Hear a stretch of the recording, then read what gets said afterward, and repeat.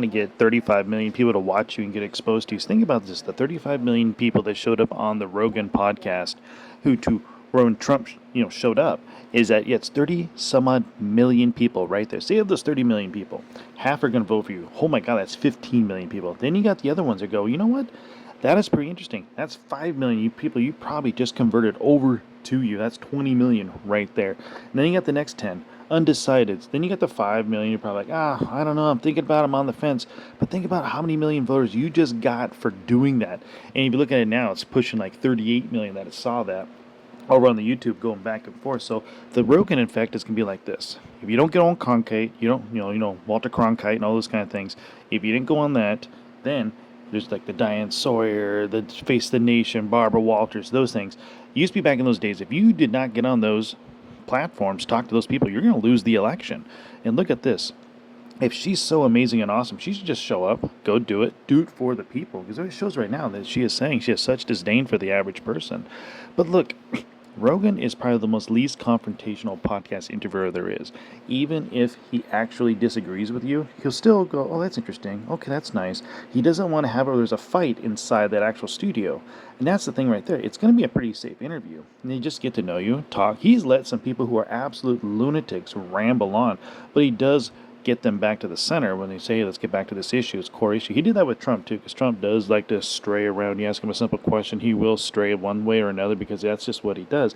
He loves to talk. He's an entertainer. He's a creator. That's what makes him such a genius and what he does with all these little interviews. But that's the thing, getting back to what Kamala should have done is just go ahead and do it. Bite the bullet. What are you doing right now that is so important that you want someone to drive to you only an hour? What, you can't handle a 3-hour interview, sit down, relax, chill? It would be one of the safest interviews she'll ever do. Plus, all the people on there would love to know, would love to see that and get to know the real person. Because who knows? Because to be real, if she were to go on there and she just kills it, it's a total lost opportunity that she has here. And the opportunity she is losing right here is going to be something that's going to cost the election. And is it the arrogance of the Democrats, or is it the fact that they are just shooing it in this election? Because the party of power right now, they are absolutely dead in the water for this.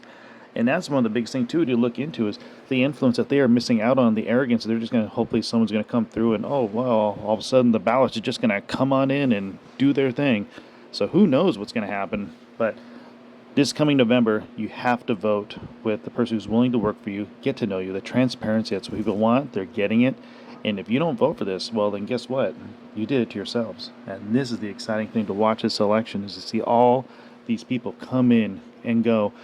And I'm telling you, making America great is what put people back together. This is what's so cool. People come together, they disagree, and they go, you know what, let's take away some of this mythicism, all these things that made us angst and angry and pissed off, and find the common ground. That's the biggest thing. You find common ground, and you can get rid of all this division, this Marxist, socialist, and communist shit that's coming through.